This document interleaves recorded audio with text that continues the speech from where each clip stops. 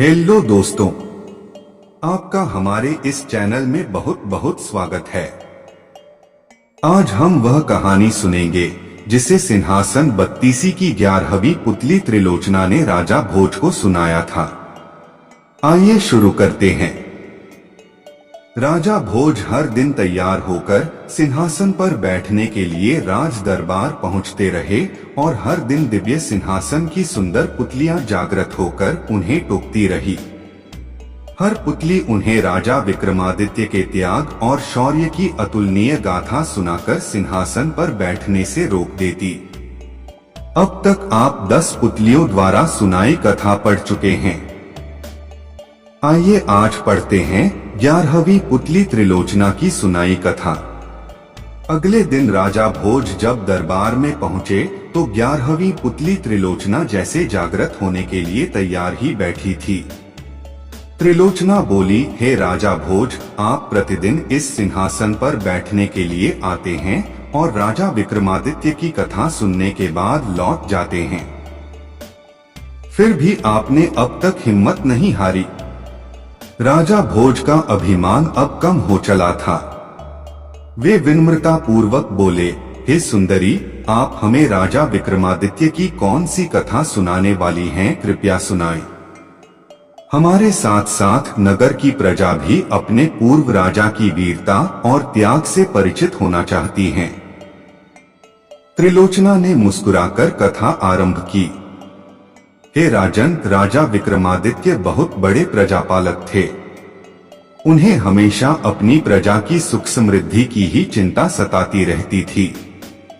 एक बार उन्होंने एक महायज्ञ करने की ठानी। असंख्य राजा महाराजाओं, पंडितों और ऋषियों को आमंत्रित किया।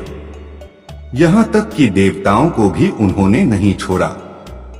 पवन देवता को उन्होंने खुद निमंत्रण देने का मन बनाया तथा समुद्र देवता को आमंत्रित करने का काम एक योग्य ब्राह्मण को सौंपा।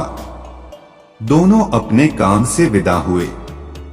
जब विक्रम वन में पहुंचे तो उन्होंने ध्यान करना शुरू किया ताकि पवन देव का पता ठिकाना ज्ञात हो। योग साधना से पता चला कि पवन देव आजकल सुमेरु पर्वत पर वास करते हैं। उन्होंने सोचा, अगर सुमेरु पर्वत पर पवन देवता का आह्वान किया जाए तो उनके दर्शन हो सकते हैं। उन्होंने दोनों बेतालों का स्मरण किया तो वे उपस्थित हो गए। उन्होंने उन्हें अपना उद्देश्य बताया। बेतालों ने उन्हें आनन फानन में सुमेरु पर्वत की चोटी पर पहुंचा दिया। चोटी पर इतना तेज हवा थी कि पैर जमाना मुश्किल था। बड़े बड़े वृक्ष और चट्टान अपनी जगह से उड़कर दूर चले जा रहे थे, मगर विक्रम तनिक भी विचलित नहीं हुए। वे योग साधना में सिद्धहस्त थे, इसलिए एक जगह अचल होकर बैठ गए। बाहरी दुनिया को भूलकर पवन देव की साधना में रत हो गए। न कुछ खाना, न पीना, सोना और आराम करना भूलकर साधना में लीन रहे। आखिरकार पवन देव ने सुधि ली। हवा का बहना बिल्कुल थम गया। मंद मंद बहती हुई वायु शरीर की सारी थकान मिटाने लगी। आकाशवाणी हुई, हे राजा विक्रमादित्य, तुम्हारी साधना से हम प्रसन्न हुए। अपनी इच्छा बताएं। विक्रम अगले ही क्षण सामान्य अवस्था में आ गए और हाथ जोड़कर बोले कि वे अपने द्वारा किए जा रहे महायज्ञ में पवन देव की उपस्थिति चाहते हैं। पवन देव के पधारने से उनके यज्ञ की शोभा बढ़ेगी। यह बात विक्रम ने इतना भावुक होकर कही कि पवन देव हंस पड़े। उन्होंने जवाब दिया कि सशरीर यज्ञ में उनकी उपस्थिति असंभव है। वे अगर सशरीर गए तो विक्रम के राज्य में भयंकर आंधी तूफान आ जाएगा। सारे लहलहाते खेत, पेड़ पौधे, महल और झोपड़ियां सब की सब उजड़ जाएंगी। रही उनकी उपस्थिति की बात तो संसार के हर कोने में उनका वास है, इसलिए वे अप्रत्यक्ष रूप से उस महायज्ञ में भी उपस्थित रहेंगे।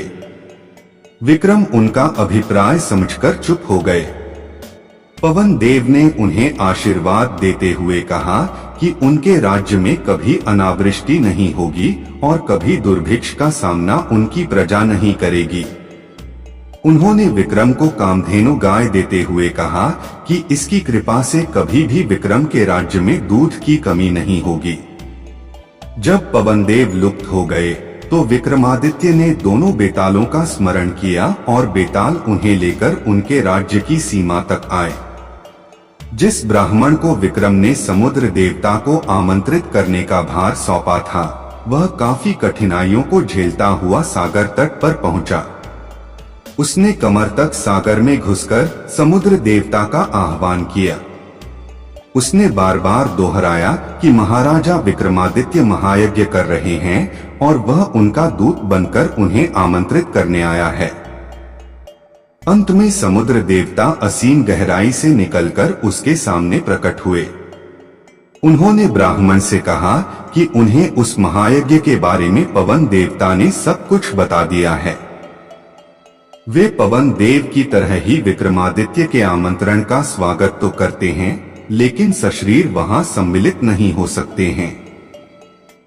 ब्राह्मण ने समुद्र देवता से अपना आशय स्पष्ट करने का सादर निवेदन किया, तो वे बोले कि अगर वे यज्ञ में सम्मिलित होने गए तो उनके साथ अथाह जल भी जाएगा और उसके रास्ते में पड़ने वाली हर चीज डूब जाएगी।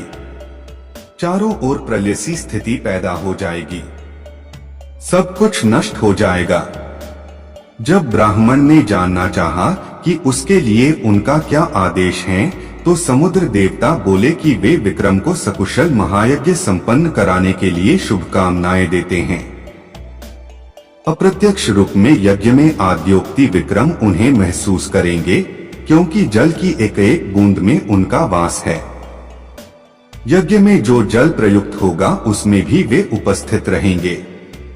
उसके बाद उन्होंने ब्राह्मण को 5 रत्न और 1 घोड़ा देते हुए कहा, मेरी ओर से राजा विक्रमादित्य को यह उपहार दे देना। ब्राह्मण घोड़ा और रत्न लेकर वापस चल पड़ा। उसको पैदल चलता देख वह घोड़ा मनुष्य की बोली में उससे बोला कि इस लंबे सफर के लिए वह उसकी पीठ पर सवार क्यों नहीं हो जाता।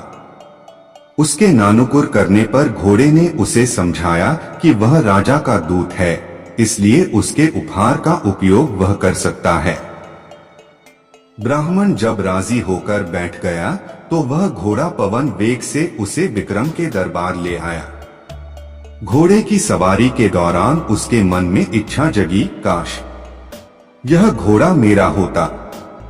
जब विक्रम को उसने समुद्र देवता से अपनी बातचीत सविस्तार बताई और उन्हें उनके दिए हुए उपहार दिए, तब बिना कुछ कहे ही राजा विक्रमादित्य ने कहा कि 5 रत्न तथा घोड़ा ब्राह्मण को ही प्राप्त होने चाहिए, चूंकि रास्ते में आने वाली सारी कठिनाइयां उसने राजा की खातिर हंसकर झेली।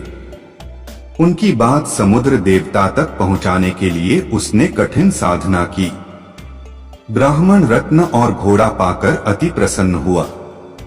इतना कहकर त्रिलोचना बोली, राजान, विक्रमादित्य की तरह प्रजापालक और अत्यंत दयालु राजा ना हुआ है और न होगा। अगर इस सिंहासन पर बैठने की लालसा है तो आपको भी उनके गुणों को आत्मसात करना होगा। त्रिलोचना पुतली रूप में सिंहासन पर स्थापित हो गई। अगले दिन अगली पुतली की कहानी हम अगले एपिसोड में सुनेंगे। दोस्तों, आप इसी तरह कहानी सुनते रहे, खुश रहे और हमारा चैनल जरूर सब्सक्राइब कर ले। धन्यवाद।